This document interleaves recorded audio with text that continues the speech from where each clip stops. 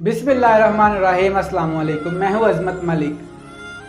पुराने वक्तों की बात है, किसी बादशाह के पास एक अजनबी शख्स आया और कहने लगा, बादशाह सलामत मुझे किसी काम पे रख ले। बादशाह ने कहा, मेरे पास तो फ़िलहाल कोई जगह नहीं है, मेरे पास पहले ही बहुत से लोग हैं।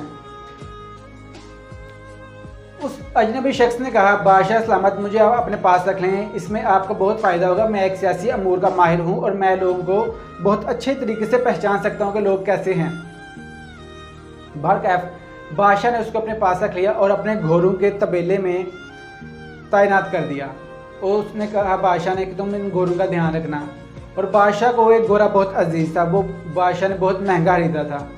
कुछ दिन गुजरे तो बादशाह ने उस आदमी को तलब किया और कहा, मेरा एक घोड़ा है, उसके बारे में तुम्हारा क्या ख्याल है। तो उस आदमी ने कहा, बादशाह सलामत आपका वो घोड़ा नस्ली नहीं है। तो बादशाह बहुत हैरान हुआ। बादशाह ने वो घोड़ा एक नस्ली घोड़ा समझ के खरीदा था और बहुत महंगा खरीदा था। बादशाह ने जिससे घोड़ा खरीदा था उसको बुलाया और कहा, तुम तो कहते थे ये घोड़ा नस्ली है, लेकिन ये तो कह रहा है ये घोड़ा नस्ली नहीं है, क्या मामला है। और उस घोड़ा बेचने वाले ने कहा, बादशाह सलामत ये घोड़ा तो नस्ली है, लेकिन जब ये पैदा हुआ था इसकी माँ मर गई थी और ये गाय का दूध पी के बड़ा हुआ है और गाय के साथ ही चारा खाता था, यानी कि गाय के ज़ेरे साया ही ये बड़ा हुआ है। खैर वो चला गया। बादशाह ने उस आदमी को पूछा, तुम्हें कैसे पता चला ये घोड़ा नस्ली नहीं है। उसने कहा, बादशाह सलामत जो नस्ली घोड़े होते हैं वो घास मुंह में लेके ऐसे गर्दन उठा के खाते हैं, लेकिन मैंने जब भी देखा इस घोड़े को ये गायों की तरह गर्दन नीचे करके घास खाता था। बादशाह इसकी बात से बहुत मुतासिर हुआ और उसने बादशाह को अपनी बेगम के महल में तैनात कर दिया और एक वज़ीर बना दिया। कुछ दिन गुजरे तो बादशाह ने उससे पूछा कि तुम्हारा मेरी बेगम के बारे में क्या ख्याल है। तो उसने कहा, बादशाह सलामत है तो ये मलका, लेकिन ये शहजादी नहीं है। बादशाह बहुत हैरान हुआ। बादशाह के पाँव के तले ज़मीन निकल गई, क्योंकि उसने शादी एक शहजादी से की थी। शहजादी उसे कहते हैं जो कि किसी बादशाह की बेटी हो, मलका वो होती है जो किसी बादशाह की बेगम हो।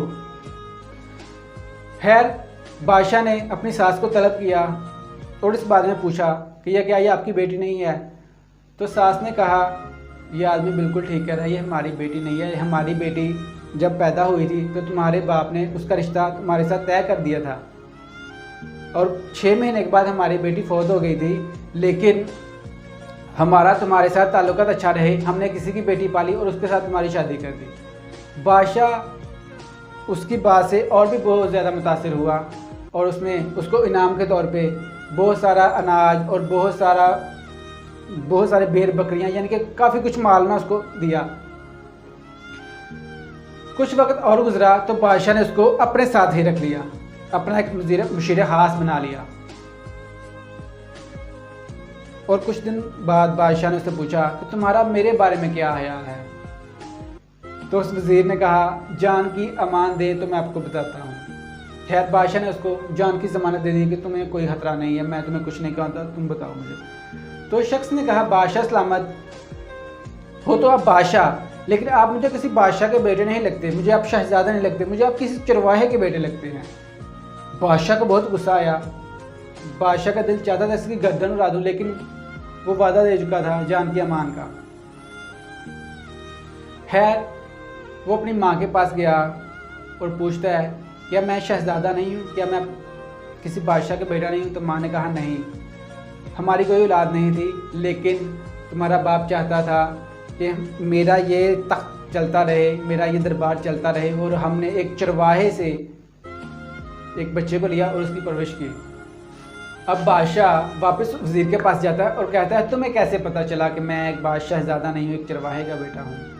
तो वज़ीर कहता है, बादशाह सलामत जब भी जो शहजादे होते हैं, जो बादशाह बनते हैं, वो जब खुश होते हैं, किसी को इनाम देते हैं तो बहुत कीमती चीज़ देते हैं, यानी कि जेवरात देते हैं, अपने गले से कोई हार उतार के दे देते हैं, सोना, बहुत सी कीमती चीज़ें देते हैं। लेकिन आपने जब भी किसी को दिया है, आप जब भी खुश हो किसी को कोई इनाम देते हैं तो भेड़ बकरियां ही देते हैं, अनाज ही देते हैं। तो ये काम बादशाह नहीं कर सकते, ये शहजादे काम ये नहीं कर सकते, ये कोई चरवाहे का बेटा ही कर सकता है।